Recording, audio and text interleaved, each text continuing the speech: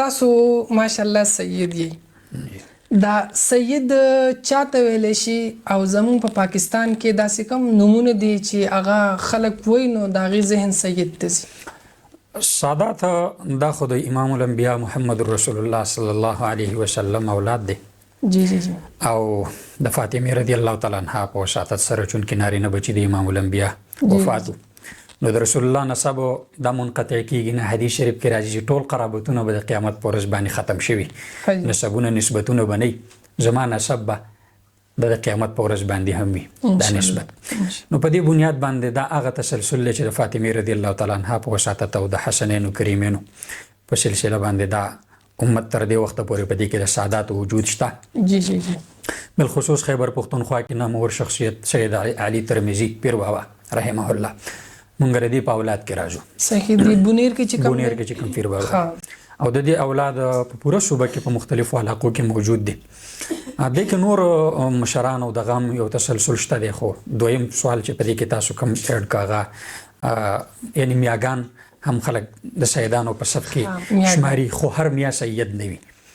میا خو معزز ته وي، قابل احترام ته وي، خو ډېر خلک داسې وي چې هغه میاګان وي خو د شجرې نسب په اعتبار سره لکه د یو سیدوالی د چا د سیدوالی دپاره علماو چې دوه خبرې ضروري دي که نه. یو خو دا چې دا به په تواتر سره سادات را روان وي، خلک به مني چې دا سادات دي. یو دا چې دې سره به شجرې نسب وي. نو که پرې دوو سلسلو باندې څوک برابر د بره نه را روان وي نو دا به سادات وي. خو ډېر کله ته داسې وشوي چې لکه میا دی وي نو دا هر میا سید نه وي. نو په میاګانو په نوم باندې سادات شته. هسې مولانا صاحب دا میاګان بعضې میاګان په خلکو ډېر بد لګي.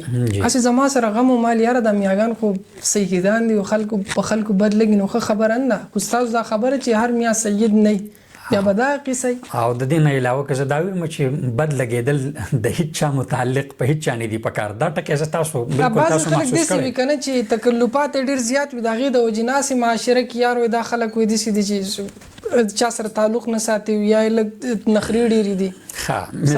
مزاج او طبایع خدا د خلکو مختلف وي.